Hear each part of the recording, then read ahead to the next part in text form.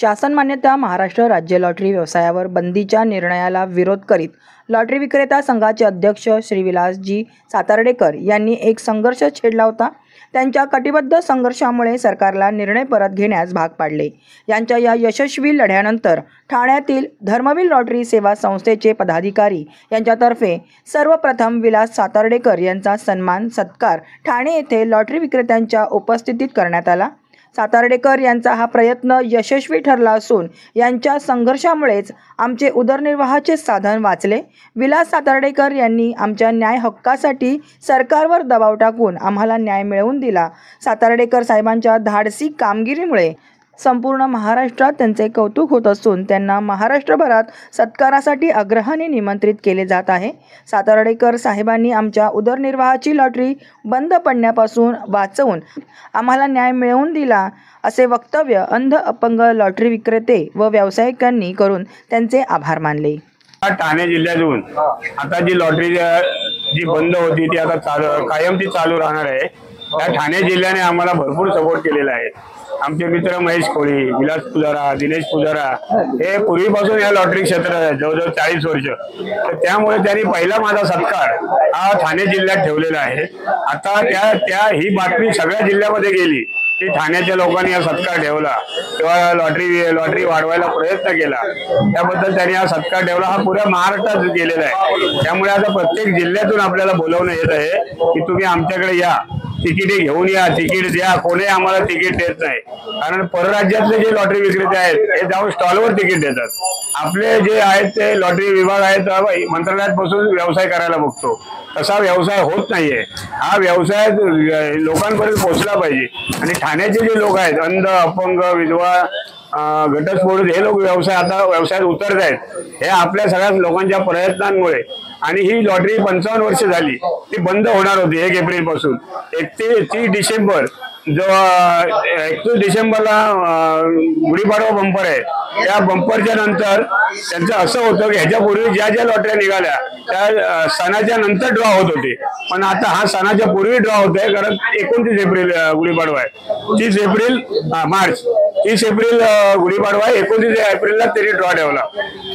म्हणजे 100% त्यांना लॉटरी बंद करायची होती 1 एप्रिल पासून। तर आता आपल्या आंदोलन केलं, आपण पत्रकार परिषद घेतल्या, आपण मीटिंग घेतल्या, जिल्ह्यात जाऊन आम्ही मीटिंग घेतल्या, सगळ्या लोकांना सांगितलं, ज्यांना कोणाला माहित नव्हतं त्यांना अचानक बंद करायची होती 1 एप्रिल पासून। काही कोणाला कळायला नव्हतं, पण आमचे काही सोर्स होते संघटनेचे, ते आम्ही 4 महिन्यापासूनच आम्हाला हे कळलं होतं। या गोपी गुप्ता नावाचे जे सेक्रेटरी आहे, फायनान्स सेक्रेटरी पूर्ण महाराष्ट्राचे, ते याच्यावर बंदी आणत होते आणि त्याला ते गपचूप बंदी आणायची होती।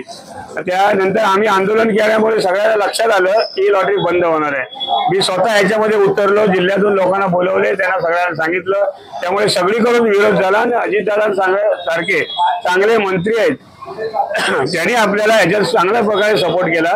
ते बोलले तुमच्या भावना, त्यांचं भांडण पण झालं ओपी गुप्तांशी, त्यांनी सांगितलं मी ह्या लोकांना बेरोजगार करणार नाही, त्यामुळे तुम्ही सेल होत नसेल तर सेल वाढवा। तर आता त्या मीटिंग होणार आहेत, त्या मीटिंग मध्ये आम्ही आमच्या तक्रारी सांगणार आहोत। त्यामुळे ही लॉटरी आता आतापर्यंत चालू राहील, काही प्रश्न याच्यात होणार नाही। फक्त लॉटरी विक्रेत्याने या व्यवसायाकडे एक चांगला उद्योग म्हणून बघा, हा सरकारी उद्योग आहे, याच्यामध्ये तुम्हाला कमिशन मिळते, सरकारलाही पैसे मिळतात आणि सगळ्या योजनांना पण याच्यातून पैसे वापरतात। आता कितीतरी योजना आहेत ना ज्या लॉस मध्ये चालल्या आहेत, लाडकी बहीण ही लॉस मध्ये चालली आहे, अशा बऱ्याच योजना त्यांच्या आहेत, ज्येष्ठ नागरिक, स्त्रियांसाठी एसटी, या सगळ्या लॉस मध्ये चांगल्या आहेत। आणि या 50-60 करोड रुपये वर्षाला महाराष्ट्र राज्याकडून मिळत आहेत, परराज्याकडून 150 ते 200 करोड मिळत आहेत, एकूण 300-350 करोड मिळत आहेत। मग हा व्यवसाय बंद करण्याचा घाट का घातलाय हे कोणतरी इथे आम्हाला संशय येतोय की ही लॉटरी दिल्लीतून कोणतरी सूत्र हलवून बंद करण्याचा प्रयत्न करतोय। तो एक विजय गोयल नावाचा जो मंत्री होता पूर्वी भाजपचा, त्याने हे सगळं षडयंत्र रचलेलं आहे। त्याचं काय म्हणणं आहे ते आम्हाला काही समजत नाही। तर आम्ही त्याला जाऊन भेटणार होतो, पण लॉटरी चालू राहत आहे म्हणून काय नाही, नाही तर त्याला आम्ही लॉटरी विक्रेत्याची ताकद दाखवणार होतो, दिल्लीत जाऊन सगळे जाणार होतो। तर अशा प्रकारे ही लॉटरी आता वाचलेली आहे, सगळ्या लोकांचा विजय आहे। हे आपल्या जेवढे महाराष्ट्रात लोक आहेत त्या लोकांचा हा विजय आहे, माझ्या एकट्याचा नव्हे। त्या लोकांनी सपोर्ट केला म्हणून हा विजय आहे। आता लॉटरीचं जे आता बंद करण्याचा जो विचार केला होता, आता कशा पद्धतीने आता या लॉटरीची एक प्रकारे कशा पद्धतीने वितरण होईल, कशा पद्धतीने तिकिटी आपल्या जे विक्रेते आहेत त्यांच्यापर्यंत पोहोचवल्या जातील. आता प्रिंट बंद झाली असेल, कदाचित बंद करण्याचा निर्णय घेतला असेल तर एक स्टॉक असेपर्यंत ठेवला असेल त्यांनी, मग कशी पुढची वाटचाल असणार आहे त्याची? मॅडमने चांगला प्रश्न विचारलाय की सरकार आपल्या ऑफिसमध्ये बसून वाशीला एपीएमसी मार्केटला जे ऑफिस आहे तिकडून तिकीट उचलायच्या. मुंबई सुद्धा नाहीये ते. आता मला सांगा, लातूर, नांदेड एवढ्या जिल्ह्यात 36 जिल्ह्यामधून कोण जाणार तिकडे एपीएमसी मार्केटला, सानपाड्याला? म्हणून आता संघटनेने सांगितलंय की तुमच्या दारापर्यंत तिकीट देणार आम्ही आणून, तुम्ही फक्त विका. आता ठाण्यामध्ये आमची एजन्सी आहे, पुजारा साहेब आहेत, त्यांच्या एजन्सी घ्या, वर्षा एजन्सी मधून घ्या, किंवा महेश कोळी आहेत, हे डोंगरे आहेत, यांना आम्ही डोर टू डोर तिकीट देणार. जसे परराज्यातले देतात तसा व्यवसाय आम्ही करणार आहे. गव्हर्नमेंट काय करणार नाही, कारण आम्ही गव्हर्नमेंटला शब्द दिलाय की पुढच्या मार्च मध्ये, आता जे तुम्हाला 25-30 करोड मिळतात ते पुढच्या मार्च मध्ये 700 ते 800 कोटी मिळतील. तुम्ही लॉटरी वाचवा. त्यामुळे आम्ही त्यांना शब्द दिलाय. त्यामुळे आम्ही संपूर्ण जिल्ह्यात, मी सोमवारपासून दौऱ्यावर जातोय महाराष्ट्राच्या, तिकडे सगळ्यांना मी तिकीट देणार आहे. ज्यांना कोणाला पाहिजे त्यांनी घ्या, तिकीट विकून पैसे द्या.